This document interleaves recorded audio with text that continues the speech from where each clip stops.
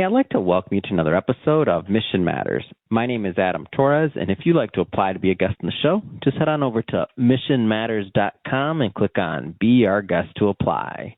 All right, so today I have Nicholas Myers on the line, and he is CEO and co-founder over at Phoenix Tailings, and today's episode is part of our Milken Global Conference coverage series, where we bring to you the best of guests, attendees, speakers, VIPs, and all of the above that were at the Milken Global Conference. And first thing first, Nick, welcome to the show.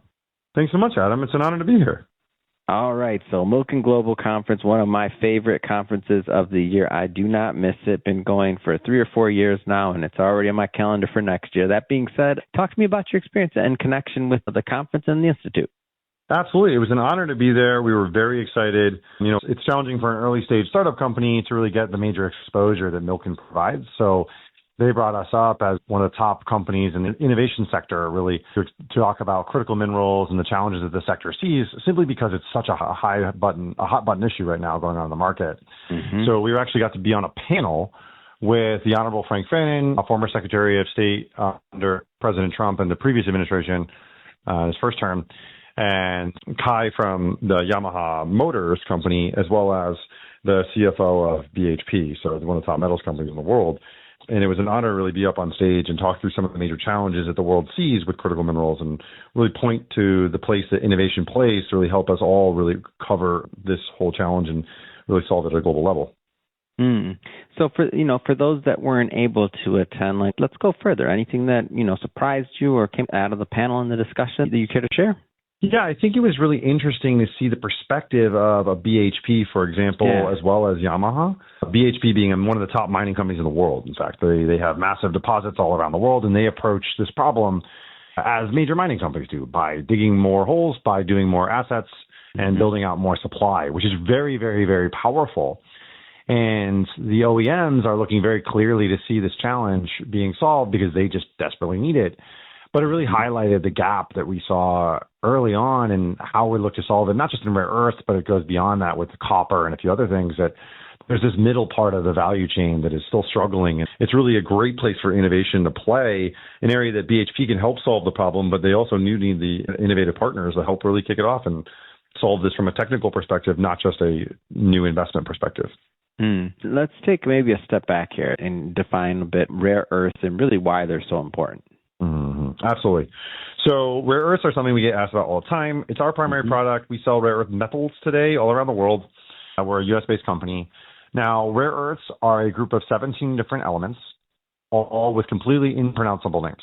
And those raw materials are used in nearly every different type of electronics manufacturing, whether it's wind turbines, electric vehicles, semiconductors, missile systems, propulsion systems, medical devices, and all these sorts of things.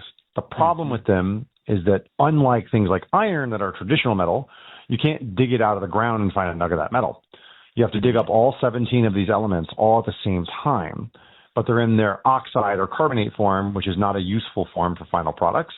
And you have to separate them out to be individual and then melt them down to the final metal form, which is extremely toxic in that processing stages. So at Phoenix, that's a lot of what we do. And rare earths are very essential because, we need them on virtually every type of technology, but China currently controls 97% of the market, which has been one of the major challenges that has come up at a very big public level lately.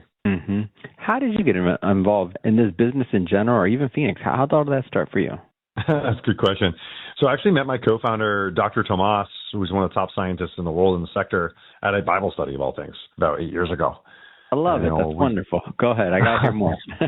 My girlfriend just signed me up for a Bible study. That's why I was like, what? This is awesome. She's going to love to hear this story. Go ahead. Well, you might meet a good co-founder. It's exactly. Well, I already have a great one, so listen in. It's all good. But our name's called Mission Matters for a reason, but go ahead. This is fair. It's beautiful.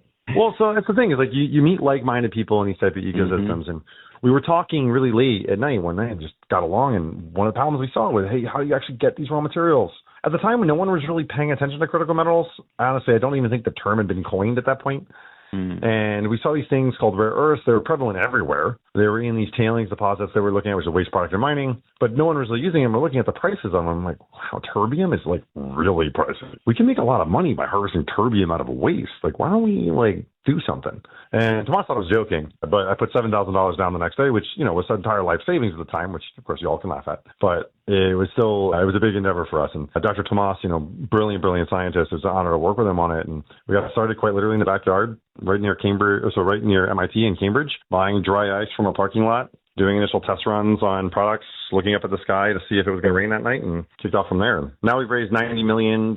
We have funding from Yamaha Motors, Sumitomo, BMW, not BHP, and Incutel, one of the top companies in the world, to really help us scale up our production. So it's come a long way. Definitely a long way to go, but we're pretty excited. Wow. What an interesting story. And I love to see how sometimes the twists and turns and things that we don't always expect. Like I just always say, man, God is thinking about so many other things that are so much bigger if we just pay attention, and if we can be receptive to some of those like blessings and gifts. And now in this case, look at that. Look at how much what you've been, given the opportunity to steward, right? It's amazing. Absolutely. It's very true. I remember God was calling me when I first joined Phoenix. I worked for 2 years for no pay. And He called me really to step out of my rather not massively high paying job, but, a good paying job previously, to go to nothing, which was absolutely terrifying, by the way. But it was the best thing I've ever done in my life. Stand by it. So He's always got a plan. It's always great. So we're, midway through the year, a little bit more, a couple of days in. We got half a year left. What's on the horizon for the rest of the year for you and for Phoenix? Absolutely. So I think me and Phoenix are pretty intertwined, generally speaking, is how I'd phrase it. Oh, yeah. But we're deploying our new factory in New Hampshire. So it's going to be one of the top rare earth metal refineries outside of China. They're able to do about 200 metric tons of output of metal, which is about half the U.S. defense needs for rare earth metals, and has the capacity to scale all the way up to 500 tons, which is the entirety of the U.S. defense needs, which is pretty powerful. And that'll be one of the first truly rare earth metal refineries existing in the Western Hemisphere that's fully clean, zero waste, zero emissions, and cost effective, right? So we're pretty excited about that. That's coming up this year. All hands on deck are making that go forward, and I think we're looking pretty well to that. And we'll look towards another financing round later in the year and early year next year to really scale up to do our much larger facility, which would be about 4,000 metric tons, or about 40% of the U.S. commercial needs. So that's everything from medical devices to automotive to computers and electronics like that as well. Man, I love this. It's a great story. And one that I'm happy to bring to my audience. That being said, as we go into how people can get involved, like you mentioned, obviously raise funding, what do you need, or how do people get involved with a company? Where does it stand? Absolutely. So, there's a few different ways. We definitely look for help always, right? Of course, investment is a key thing we look for.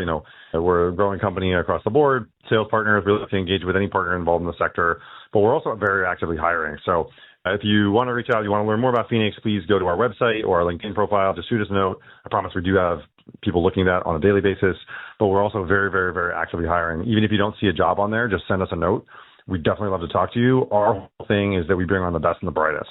The job we'll figure out, but we want to custom build the jobs for the key people. So we find people from top grads MIT, top grad Harvard, people doing the innovative stuff, maybe stuck in a different company. We want to bring them on board and work in the sector to be able to make a difference in the world, Yeah, it's great. Nicholas, if somebody wants to follow up, learn more, connect, follow the journey of Phoenix, how do they do that? Absolutely. So just send us a note on our website. We have a contact us function. I promise people do actually read that. I have a team that reads it on a daily basis, and they send me a report on who the right people are to talk to. You can also send us a note on LinkedIn. You can send me a note on LinkedIn, Nicholas Myers at Phoenix Tailings. You'll see us available. Just shoot us a note, and we'd love to stay in touch. Perfect. And for everybody listening, just so you know, we'll definitely put some links in the show notes, so you can just click on the links and head right on over. And speaking of the audience, if this is your first time with Mission Matters and you haven't done it yet, hit that subscribe or follow button. This is a daily show. Each and every day, we're bringing you new content, new ideas, and hopefully new inspiration to help you along the way in your journey as well. So again, hit that subscribe or follow button. And Nicholas, man, thanks again for coming on the show. Awesome, Adam. Thank you so much for having me. It's an honor.